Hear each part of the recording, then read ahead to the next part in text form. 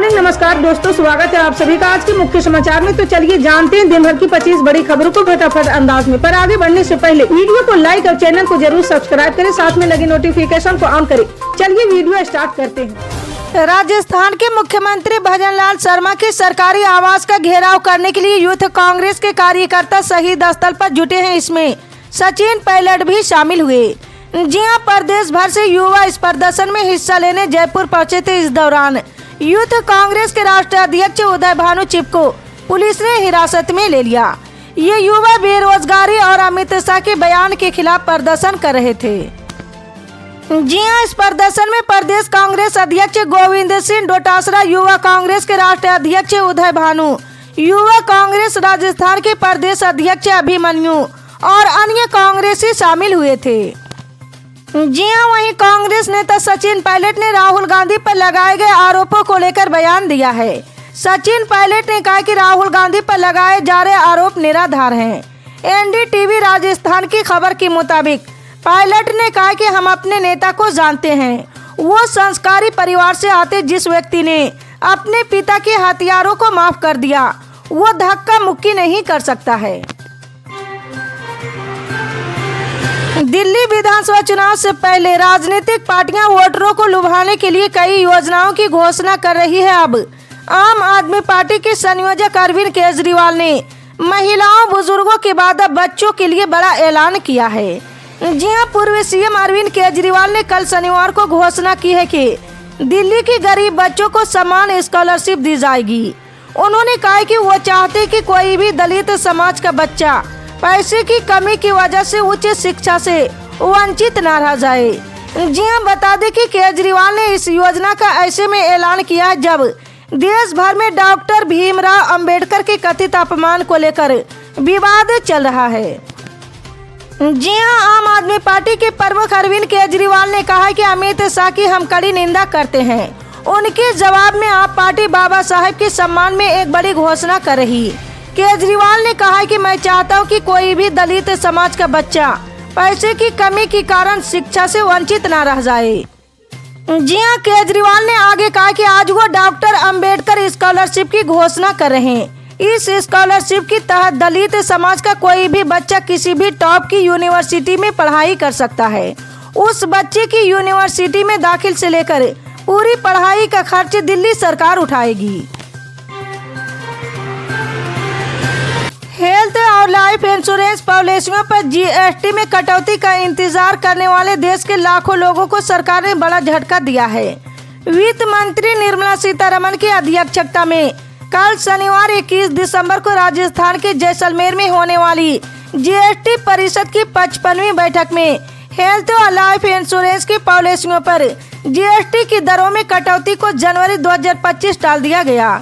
जी हां, हेल्थ और life insurance की पॉलिसियों पर जीएसटी की दरों में कटौती पर समीक्षा करने के लिए बिहार के उप मुख्यमंत्री सम्राट चौधरी की अध्यक्षता में एक मंत्री समूह का गठन किया गया। बिहार के उप मुख्यमंत्री सम्राट चौधरी ने कहा है कि बीमा पर जीएसटी पर चर्चा के लिए जनवरी में जीओएम की फिर से बैठक होने की संभावना है। दिल्ली में विधानसभा चुनाव से पहले बांग्लादेशी घुसपैठ भी मुद्दा बनता जा रहा है। अब इस मामले में दिल्ली नगर निगम भी एक्शन मोड में आ गया। जी हां, एमसीडी उपायुक्त ने स्कूलों को नोटिस जारी करते हुए कहा है कि स्कूलों में अवैध बांग्लादेशी छात्रों की पहचान करें। एमसीडी की शिक्षा विभाग को जो आदेश जारी किया गया है उसमें कहा गया कि अवैध बांग्लादेशी प्रवासियों द्वारा किए गए अतिक्रमण को तुरंत हटाया जाए। ये आदेश एमसीडी के सभी क्षेत्रों को जारी किया गया है। इसके अलावा एमसीडी ने जन स्वास्थ्य विभाग को आदेश दिया है कि ये सुनिश्चित किया जाए कि उन नवजात बच्चियों के लिए जन्म प्रमाण पत्र जारी नहीं होनी चाहिए जिनके माता पिता अवैध बांग्लादेशी हैं। इस बारे में 31 दिसंबर 2024 तक कार्रवाई रिपोर्ट प्रस्तुत करने को कहा है।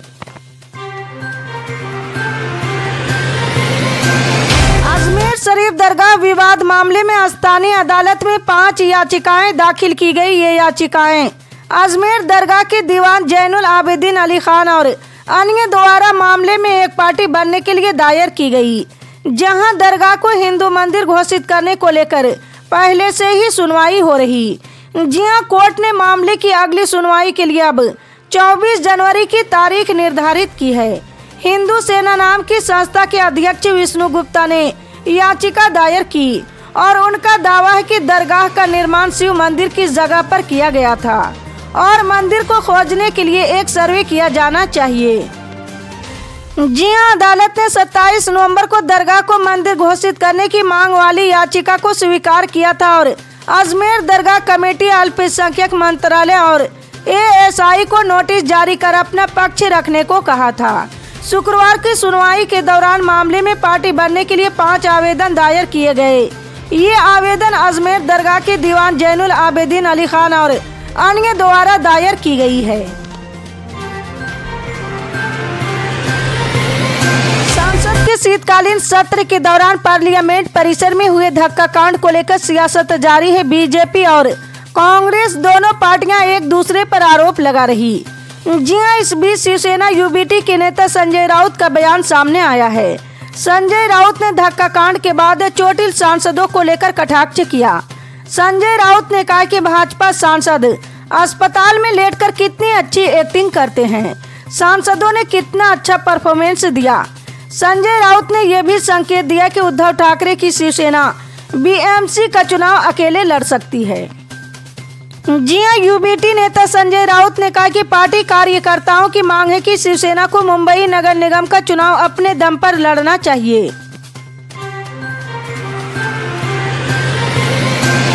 दिसंबर माह समाप्त होने को है और बस कुछ ही दिनों बाद लोग नए साल 2025 का स्वागत करेंगे। लेकिन इस बार नया साल प्राइवेट कर्मचारियों के लिए एक खास गिफ्ट लेकर आ सकता है, क्योंकि प्राइवेट सेक्टर में काम करने वाले कर्मचारियों के लिए ये साल खुशियों से भरा हो सकता है, क्योंकि उन्हें अब एक बड़ी राहत मिल सकती है। जी हां, अक्सर प्राइवेट सेक्टर के कर्मचारी महंगाई भत्ते और अन्य सुविधाओं के अभाव में निराश रहते, लेकिन अब उन्हें उम्मीद है कि सरकार जल्द ही उनकी EPFO में बेसिक सैलरी बढ़ाने पर निर्णय ले सकती है। जी हां, निजी कर्मचारियों की EPFO में बेसिक सैलरी बढ़ाने की मांग लंबे समय से उठ रही। इस पर विचार किया जा रहा है कि कर्मचारियों की पेंशन गणना जो अभी 15,000 से हो रही, उसे बढ़ाकर 21,000 करने की योजना बन सकती है। आगामी 2025 दिल्ली विधानसभा चुनाव से पहले दिल्ली के पूर्व मुख्यमंत्री अरविंद केजरीवाल को बड़ा झटका लगा है। जी हां, उपराज्यपाल VK सक्सेना ने परिवर्तन निदेशालय को आबकारी नीति मामले में आप प्रमुख अरविंद केजरीवाल पर मुकदमा चलाने की अनुमति दे दी। बता दें कि ED ने 5 दिसंबर को पूर्व CM अरविंद केजरीवाल के खिलाफ अभियोजन की मंजूरी मांगी थी। ये कदम दिल्ली सरकार की आबकारी नीति की महीनों की जांच के बाद आया। जी हां, केंद्र सरकार भी लगातार इस विवाद को लेकर केजरीवाल पर हमला बोल रही है। जी हां, इस बीच दिल्ली हाई कोर्ट ने कल शुक्रवार को ED को अरविंद केजरीवाल और मनीष सिसोदिया द्वारा दायर याचिका पर अपना जवाब दाखिल करने के लिए अतिरिक्त समय दिया। दायर की गई इस याचिका में दिल्ली आबकारी शराब नीति मामले में आरोप पत्रों पर संज्ञान लेने के ट्रायल कोर्ट के फैसले को चुनौती दी। न्यायमूर्ति मनोज कुमार ओहरी की पीठ ने इस मामले की अगली सुनवाई 5 फरवरी तय की है। हिमाचल प्रदेश के शिमला के संजौली की मस्जिद में अवैध निर्माण गिराने के मामले में नगर निगम आयुक्त की कोर्ट में सुनवाई हुई।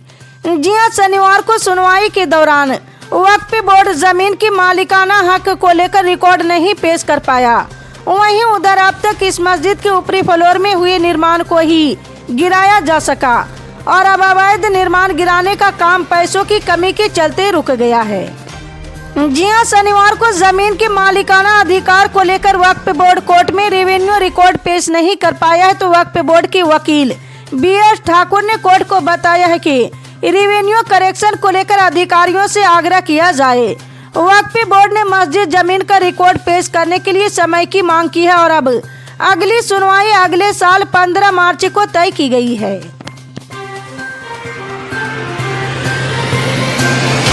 नीतीश कुमार की यात्रा के बाद शुरू होने वाली NDA की संयुक्त यात्रा को लेकर सियासी हलचल तेज हो गई है। इस यात्रा का मकसद क्या है और इस यात्रा की जरूरत क्या थी, ये जानना बेहद जरूरी है।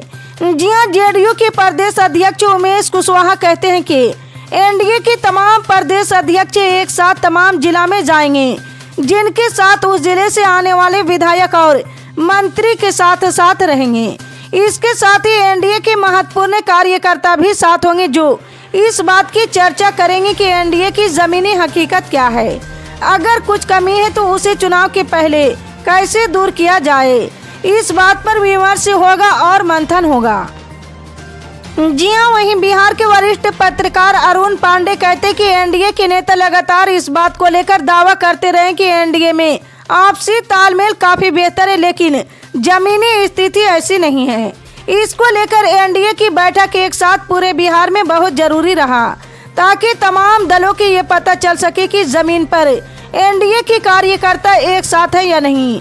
एनडीए की संयुक्त यात्रा इस सवाल का जवाब ढूंढने में बड़ी मदद करेगी, जो एनडीए के लिए महत्वपूर्ण हो सकता है। इसी तरह की पल पल की अपडेट जानने के लिए जुड़े रहे हमारे एमएसपी न्यूज के साथ। मिलते हैं अगली बड़ी खबर में, तब तक के लिए जय हिंद।